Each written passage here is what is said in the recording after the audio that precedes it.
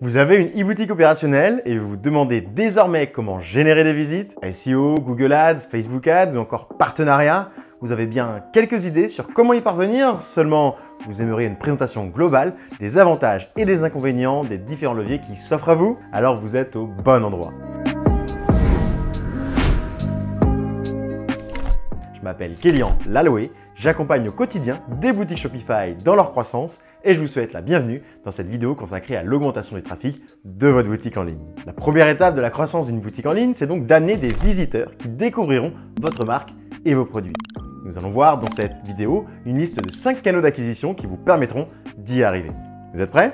Commençons par une des sources de trafic les plus répandues, et pas des moindres, puisqu'il s'agit du SEO, également appelé référencement naturel. Vous n'êtes pas sûr de maîtriser la définition? Pas de panique, je vous réexplique tout. Le SEO signifie Search Engine Optimization en anglais, ce qui littéralement signifie l'optimisation de votre visibilité sur les moteurs de recherche, tels que Google ou Bing par exemple. Dans SEO, il y a donc optimisation, et c'est ce qu'il faut retenir. Il s'agit bien ici d'optimiser la visibilité de sa e-boutique et pas uniquement d'être présent sur le nom de sa marque. Prenons comme exemple la boutique Shopify MyCellab qui propose des compléments alimentaires à base de champignons. L'enjeu pour cette entreprise est d'augmenter sa visibilité auprès des personnes qui ne connaissent pas encore la marque et réalisent des recherches sur le domaine des compléments alimentaires. MyCellab va donc devoir deviner quelles sont les requêtes que vont effectuer les potentiels clients sur Google et afficher sa boutique à ces endroits stratégiques. C'est tout l'enjeu du SEO. Deviner quels sont les mots-clés tapés par notre cible, que ce soit en amont de sa décision d'achat ou au moment de passer commande. Par exemple ici avec MyCellab qui a créé du contenu sur l'horloge biologique. C'est un sujet important dans la médecine traditionnelle chinoise. Dans la médecine chinoise, il y a beaucoup d'utilisation de champignons dans le traitement des maladies. On peut donc imaginer que les personnes à la recherche d'informations sur l'horloge biologique sont également intéressés par la médecine chinoise et qu'ils seront par conséquent curieux d'apprendre que des compléments alimentaires à base de champignons existent. Les articles de blog représentent une des manières les plus efficaces de booster votre référencement naturel, car il vous permet d'écrire beaucoup de contenu sur différents sujets et de vous positionner sur des mots-clés stratégiques tout en démontrant votre expertise. Un bon conseil pour écrire des articles intéressants est de répondre aux questions que votre cible peut se poser. Vous pourrez trouver cette liste de questions sur le site Answer the Public, mais également sur des forums ou tout simplement en discutant avec vos clients actuels. Gardez à l'esprit que plus un sujet est spécifique, plus il a de chances de faire la différence par rapport à la concurrence. Et ensuite, disons que le choix et la création de contenu représentent 70% du travail. Le reste sera un petit peu plus technique. Ne vous en faites pas, rien d'impossible. Ce qu'il faut comprendre premièrement, c'est que les moteurs de recherche ont besoin d'aide dans la lecture de votre contenu, afin de comprendre ce qui est vraiment important et ce qu'il est un peu moins. Il va falloir pour cela, premièrement, utiliser le langage des moteurs de recherche qui s'appelle le langage HTML. Pas besoin de comprendre l'intégralité de ce langage, il vous suffit d'en maîtriser les notions de titre de la page, métadescription, d'URL, de titre des parties, aussi appelé H1, H2, H3 et ainsi de suite, de lien de redirection et enfin de balise strong, qui est un mot un peu compliqué pour finalement dire mettre en gras les mots importants. Voyons ensemble ce que ça donne en pratique. Nous allons ici découper un article de blog que j'ai écrit pour l'exemple. Imaginons que nous proposons un produit qui intéresse les personnes à la recherche d'exercices de yoga. Nous souhaitons nous positionner sur le mot-clé exercice de yoga. La première manipulation à effectuer est donc d'indiquer le titre de la page dans lequel nous allons inclure les mots-clés sur lesquels nous souhaitons nous positionner. Ensuite, nous allons modifier le métatitre de la page, qui est à la fois importante pour le référencement, mais aussi pour inciter les personnes à cliquer sur notre page dans le moteur de recherche. Ensuite, nous allons expliquer le contenu de notre page au sein de la métadescription, puis indiquer l'URL de la page en y incluant les mots-clés ciblés. Structurons maintenant le contenu de la page. Une fois le contenu écrit, je vais le décortiquer en plusieurs parties et sous-parties. Les titres de parties les plus importantes seront mes titres 2 et les titres de mes parties un peu moins importantes seront les titres 3. Au sein de mon contenu textuel, je vais mettre en gras les mots-clés importants, que ce soit aux yeux des lecteurs ou aux yeux des moteurs de recherche. Enfin, lorsque je peux rediriger le lecteur vers une autre page de mon site web, j'inclus un lien de redirection sur le mot-clé en question. Dans notre exemple, imaginons que j'ai déjà écrit un article sur les mots de dos. Alors j'inclus le lien de cet article sur cette expression en cliquant ici. Et voilà pour la partie technique. C'est OK pour vous? Nous avons quasiment terminé ce premier canal d'acquisition du référencement naturel. Il ne nous reste plus qu'à aborder le sujet de la conception et de la notoriété de votre site avant de passer à son récapitulatif. La conception du site correspond à l'organisation de votre site web. Il faut que l'expérience globale de votre site soit agréable. Il faut en quelque sorte prendre la main le visiteur afin de le guider. Imaginez une sorte de parcours IKEA à l'intérieur de votre site web. Guidez le visiteur dans son exploration. Une bonne base pour travailler la conception de son site est d'organiser son menu avec des catégories et des sous-catégories. Enfin, la dernière notion à comprendre est celle de la notoriété de votre e-boutique. Plus votre e-boutique sera célèbre aux yeux des moteurs de recherche, et plus son référencement sera optimisé. Concrètement, comment ça se passe? Plus il y a un nombre important de sites web qui inclut un lien de redirection vers votre boutique, et plus la réputation de votre site augmente. L'enjeu est donc que des sites à forte notoriété issus d'un domaine similaire au vôtre parlent de vous et redirigent leur trafic vers votre e-boutique. Nous verrons un peu plus tard que les partenariats sont pour cela très utiles. Ok, vous êtes toujours là? Je vais résumer toutes les notions qu'on a abordées et vous donner une règle pour bien les retenir. Il s'agit de la règle des 4 C. Il résume les 4 grands critères d'optimisation du SEO. Le premier C concerne le contenu. Nous avons vu pour cela que la meilleure manière est d'écrire des articles de blog à forte valeur ajoutée sur des sujets qui intéressent notre cible. Le deuxième C est le code. Pour cela, utilisez les différentes fonctionnalités de Shopify, à savoir le titre de la page, les titres des parties, mais aussi les liens de redirection. La conception du site, ensuite, qui consiste à proposer une expérience de navigation sur votre site digne de celle des magasins de meubles Ikea. Enfin, la célébrité du site consiste à faire parler de vous par des leaders d'opinion de votre marché. C'est ok pour vous? Pour conclure, j'ajouterais que le SEO est un canal d'acquisition efficace et gratuit. Cependant, comme nous pouvons le voir, il nécessite beaucoup d'investissement en termes de contenu et donc d'énergie. À ceci se rajoute une autre contrainte, celle du délai avant de profiter de ces résultats. En effet, le référencement naturel de vos articles demanderont quelques mois avant d'arriver à bien se positionner. C'est donc une stratégie à long terme. Le second canal d'acquisition présenté ici va également agir sur votre référencement naturel, mais pas uniquement. Il s'agit du partenariat. Le partenariat a un triple intérêt. Se faire connaître d'audiences similaires à celles qui vous intéressent, en l'occurrence celle du partenaire ciblé. Tisser des liens avec des acteurs de votre marché. Cela vous permet en quelque sorte de réseauter, de récolter des bonnes pratiques ou tout simplement de vous faire des contacts dans votre secteur.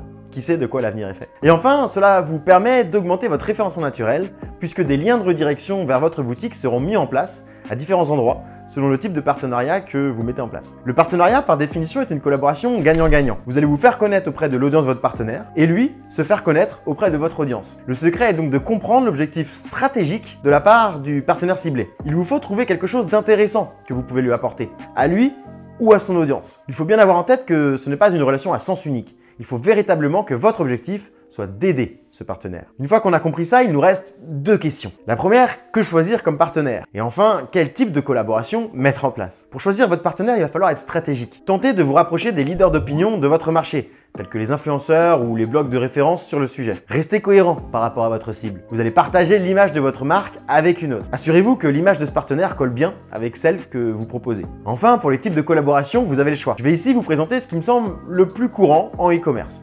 L'article de blog partenaire. Vous pouvez contacter un blog de référence sur votre marché et lui proposer d'écrire un article pour lui, au sein de son blog. L'intérêt pour le blog est de bénéficier de contenus supplémentaires gratuits. L'intérêt pour vous est d'inclure le nom de votre boutique ainsi qu'une redirection vers votre site internet au sein de l'article. Cela bénéficiera donc en même temps au SEO de votre e-boutique. Comme pour vos propres articles de blog, analysez les sujets qui peuvent intéresser son audience et qui ne sont pas encore traités sur son blog. Analysez l'expertise que vous avez et qui pourrait intéresser votre partenaire. Parfois, le partenaire vous laissera carte blanche sur le contenu, parfois il aura un droit de regard. À vous de négocier avec le partenaire les conditions gagnant-gagnant de votre collaboration. Les lives. Une autre manière de réaliser des partenaires est de réaliser des lives, sous la forme d'interviews par exemple, ou de co-présentation. Vous pouvez le faire à l'aide des réseaux sociaux, sous la forme d'IGTV ou de live Facebook par exemple. Vous pouvez aussi organiser des lives plus conventionnels, tels que des webinars sur Zoom ou Livestorm par exemple. Quoi qu'il en soit, il est essentiel de préparer une communication en amont, afin de vous assurer un volume de participants maximum. Pendant le live, il est impératif d'interagir avec votre partenaire, bien sûr, mais aussi avec la communauté. Les directs sont très appréciés des audiences. C'est pour elles l'occasion de découvrir qui se cache derrière une entreprise, de poser toutes les questions directement dans le chat. Un conseil, ne soyez pas trop vendeur. Tentez de faire la part des choses, sous peine de quoi vous paraîtrez intéressé. L'enjeu est ici de démontrer votre expertise, d'apporter un maximum de valeur à l'audience ciblée. Une fois le live terminé, vous pouvez l'utiliser comme support de communication, l'afficher sur vos réseaux sociaux ou votre e-boutique pour démontrer votre expertise et afficher un visage humain. Cela rassure. Un autre partenariat dont j'aimerais vous parler est un peu moins conventionnel puisqu'il s'agit de partenariats rémunérés. Lorsque l'audience du partenaire est très qualifiée, cela vaut parfois le coup de dépenser de l'argent pour pouvoir afficher votre marque auprès de cette audience. Si nous prenons l'exemple des partenariats de presse, vous pouvez par exemple publier un article écrit par vos soins sur un site partenaire à forte notoriété. Vous allez pouvoir par exemple payer une certaine somme d'argent pour apparaître sur le magazine Elle ou encore Forbes. Au-delà de la visibilité auprès de leur audience, ce type de partenariat augmente considérablement votre notoriété et cela vous servira pour rassurer les clients un peu réticents sur le fait d'acheter vos produits. Un autre exemple de partenariat rémunéré sera avec les influenceurs qui partageront volontiers vos produits à leur communauté en vantant ses mérites, à condition tout de même que celui-ci accepte d'en faire la promotion. Pour ce faire, vous pouvez utiliser les outils tels que Favicon qui vous donnera des informations sur les influenceurs de votre secteur. Vous pouvez également tout simplement les chercher et les contacter par vous-même en naviguant sur Instagram ou sur YouTube. Le prix des influenceurs varie d'un profil à l'autre. Et plus un influenceur a de followers, et plus généralement son prix est élevé, ainsi que ses critères de sélection difficiles. Nous allons maintenant aborder un canal d'acquisition très puissant, si ce n'est l'un des plus puissants pour le e-commerce. Il s'agit de Facebook Ads, la publicité sur les réseaux sociaux Facebook, mais qui intègre également Instagram, Messenger ou encore quelques applications partenaires. Ce canal est le premier de cette liste à être un canal payant, c'est-à-dire que nous allons devoir donner de l'argent à Facebook à chaque fois qu'il va nous ramener une visite, à l'inverse du référencement naturel par exemple, qui nous permet de générer des visites de manière naturelle. Mais alors pourquoi est-ce un des canaux d'acquisition les plus puissants? Qu'est-ce que peut bien nous proposer Facebook qui nous permette de rester rentable malgré sa rémunération? Ce qu'il faut comprendre, c'est que Facebook a développé une véritable machine de guerre avec son système de like. Chaque utilisateur de Facebook et d'Instagram va effectivement liker, voir des vidéos, commenter des posts, que ce soit ceux de ses amis ou alors de marques. Ces comportements vont permettre à Facebook de comprendre les intérêts actuels de chaque utilisateur. Et donc lorsque vous allez régulièrement consommer du contenu sur le surf par exemple, Facebook comprendra que vous êtes actuellement intéressé par l'univers du surf. Et c'est à ce moment-là que ça devient intéressant pour vous en tant que e-commerçant, puisque Facebook vous propose de cibler vos audiences par centre d'intérêt. Si je vends des planches de surf, je vais donc demander à Facebook de diffuser mes publicités auprès de personnes actuellement intéressées par le surf. Si je vends une crème pour le visage, je vais demander à Facebook de diffuser mon message auprès des personnes actuellement intéressées par l'univers de la cosmétique. Ça, c'est donc la première grande force de Facebook.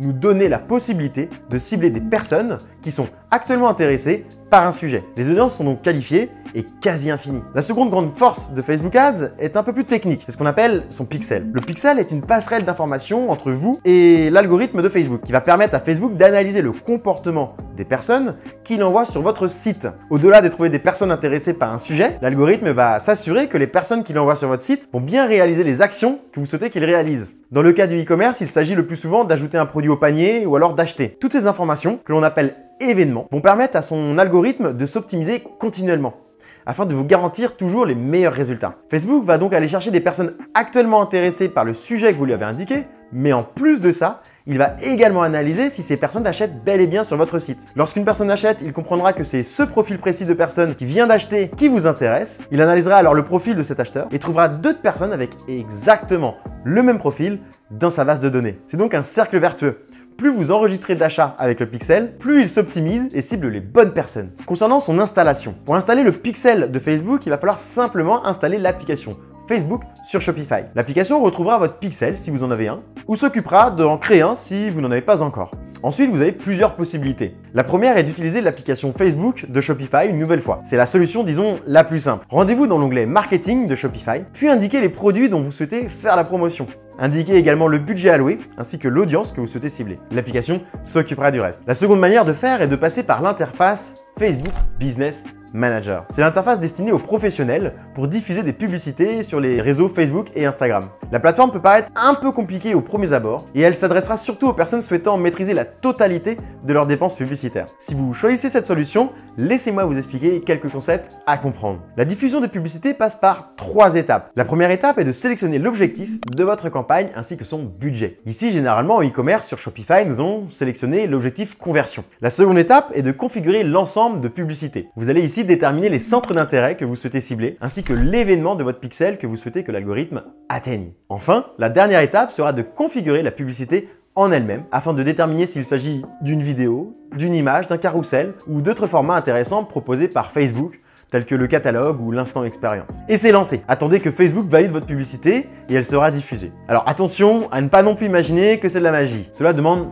2 choses. La première, c'est de laisser le temps à l'algorithme de Facebook de comprendre qui sont vos acheteurs. Comme je l'ai expliqué tout à l'heure, plus il y aura d'achats et plus il comprendra précisément qui sont les acheteurs. La seconde chose, c'est qu'il vous faut un bon produit ainsi qu'une bonne publicité. Pour cela, privilégiez les vidéos ou les images visuelles. Vous pouvez utiliser les outils comme Canva, par exemple, ou encore play. Le secret ici est de comprendre que nous sommes dans une guerre de l'attention. Il va falloir capter l'intérêt des utilisateurs de Facebook et ceci très rapidement. C'est pour cette raison que tout se joue dans les premières secondes de votre vidéo. Vous allez devoir tester différentes approches. C'est ce que l'on appelle l'A/B testing. Nous testons une version A de notre publicité simultanément à une version B, voire C, voire D. Au bout de quelques jours, vous serez en capacité de comprendre quelle est la version qui amène le plus de résultats et vous pourrez alors couper les autres pour relancer de nouveaux tests. C'est OK pour vous ? Bon, nous avons vu comment utiliser les systèmes publicitaires des réseaux sociaux, notamment Facebook et Instagram, pour amener du trafic sur son site et se faire connaître. Nous avons vu que c'est un système de coût par clic, puisque pour chaque visite amenée, nous allons devoir rémunérer Facebook. Voyons désormais comment utiliser ces plateformes comme source de trafic, mais cette fois-ci de manière naturelle. Nous allons donc ici parler des jeux concours. Les jeux concours sont une bonne manière de se faire connaître, et ceci de manière gratuite.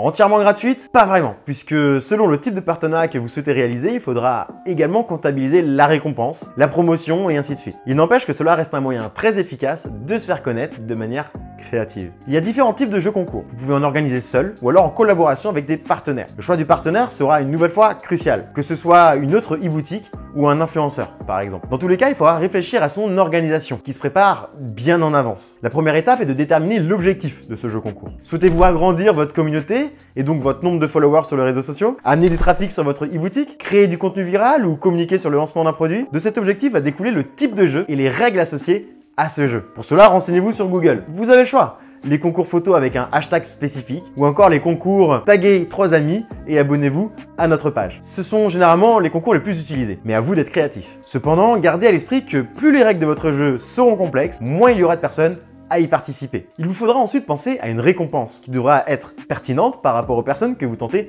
de cibler. N'imaginez pas ramener du trafic qualifié en proposant un iPad par exemple. Cela ne fera qu'attirer des curieux. Enfin, pensez à préparer la communication de votre jeu concours en amont. Ce n'est pas parce que les jeux concours plaisent naturellement qu'ils n'ont pas besoin d'un petit coup de pouce. Profitez-en pour écrire un article sur votre blog, annoncez-le en avance sur vos réseaux sociaux, organisez une campagne publicitaire, prévenez votre communauté dans la signature de vos emails. En bref, faites-en le teasing. Cela permettra d'augmenter le nombre de participants et le taux de participation. Et ensuite, il vous faudra remercier le ou les grands gagnants, toujours de manière publique. Contactez aussi les participants qui n'ont pas gagné. Offrez-leur un lot de consommation. Profitez de cet échange pour tisser une relation qui durera dans le temps. Ces participants sont une véritable aubaine pour votre marque. Il ne tient qu'à vous de transformer l'essai. Pour ce dernier canal, nous allons parler de Google.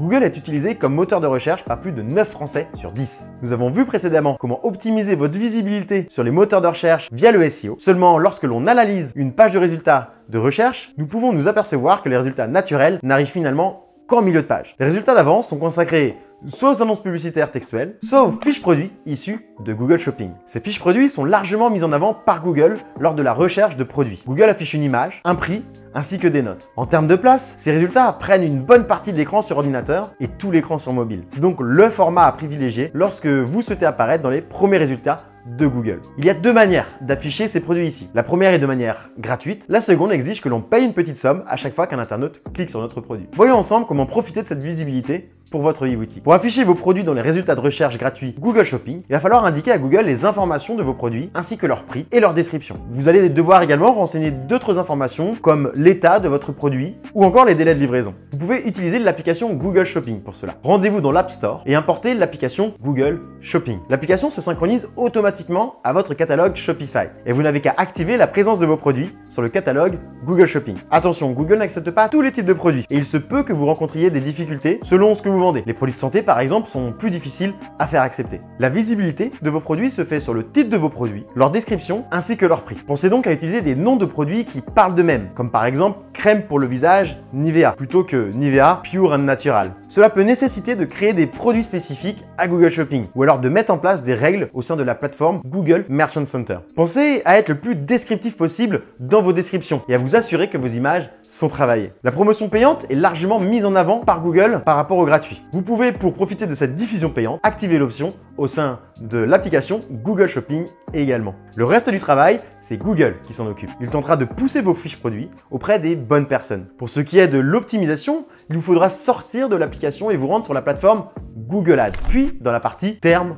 de recherche. L'enjeu ici va être de supprimer au fur et à mesure les requêtes non pertinentes sur lesquels Google Ads a jugé pertinent de s'afficher. Nous sélectionnons ces termes et nous les excluons. Et c'est terminé! Waouh! Ça fait beaucoup d'infos, j'en ai conscience. Nous avons vu ici 5 canaux d'acquisition et les manières de les mettre en place. Le contenu est dense, n'hésitez pas à visionner plusieurs fois cette vidéo pour être sûr de bien tout assimiler. Le conseil que je vais vous donner également est d'aller chercher par vous-même d'autres sources, que ce soit sur YouTube ou auprès de sites d'aide ou de forums. Vous pouvez par exemple vous rendre sur le blog de Shopify, la plateforme de formation Facebook ou encore celle de Google. Devenez expert de ces canaux, testez-les.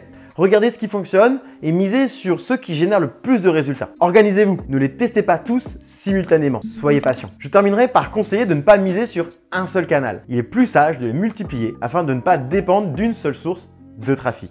Si tu as aimé cette vidéo, pense à la liker et à m'écrire en commentaire toutes tes questions. J'y répondrai avec un grand plaisir. À très vite.